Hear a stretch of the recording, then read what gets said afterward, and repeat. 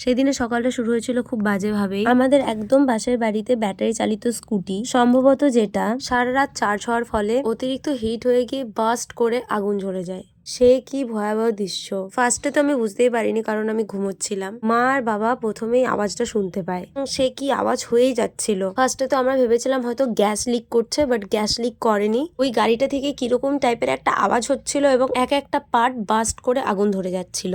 তো আমি বলবো যাদের এরকম ব্যাটারি চালিত স্কুটি, টোটো এরকম কিছু আছে, ব্যাটারিগুলো খুব ভালো মানের কেনো, আর একটু সাবধানতা অবলম্বন করে এগুলোকে ব্যবহার করো। দেখতেই তো পাচ্ছ গাড়িটার কি অবস্থা। আর একটু অসাবধানতার জন্য বাড়িটা জ্বলে যেতে পারতো, কয়েকজন মানুষের প্রাণ চলে যেতে পারতো। এই ভিডিওটা আমার এই জন্যই তোমাদেরকে বলা, একটু সাবধানবশত এগুলোকে ব্যবহার করো। দেন রেডি হয়ে গেছিলাম, কারণ আমার কলেজে আজকে একটা ক্লাস ছিল বেলার দিকে।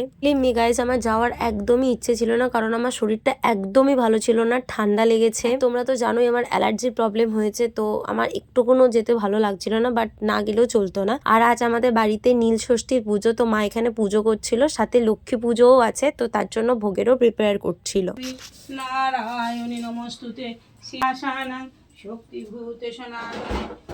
পুজোর সময় তো আমি থাকতে পারবো না, কারণ আজ আমার 2 ঘন্টা দুটো ক্লাস আছে। আর আমার মা কিন্তু প্রতিদিন এরকমই পুজো করে, আর অনেক অনেক মন্ত্র জানে জানো। আর তার সাথে যেহেতু আজ লক্ষ্মীর ভোগ, তো তারই গোছ গাছটা সব করে নিচ্ছিল। যাই হোক, আমি পৌঁছে গেছি কলেজে। আর আজ যেহেতু নীল ষষ্ঠীর পুজো, আজ কলেজে সেরকম কেউ আসেনি জানো, পুরো কলেজই ফাঁকা আর ফাঁকা। আর আজ হোল ক্লাসের মধ্যে আমি একাই ক্লাস করেছি, কারণ আমাদের সেমিস্টারে কেউ আসেনি। যাই হোক, আমার ক্লাস করা কমপ্লিট হয়ে গেছে, এরপর আমি যাব বাড়ি। তার জন্য আমি আমার পর্দাটা পরে নিচ্ছি। হ্যাঁ, এটাকে পর্দা বলাই চলে, সব কিছু থেকে আমাকে প্রোটেক্ট করে। যাই হোক, দেখতে দেখতে আর তো কটা দিন, কয়েকটা মাস, তারপরে আমার এখানে পিজি লাইফ শেষ। PG I mean post graduate, মানে মাস্টার ডিগ্রি কমপ্লিট হয়ে যাবে।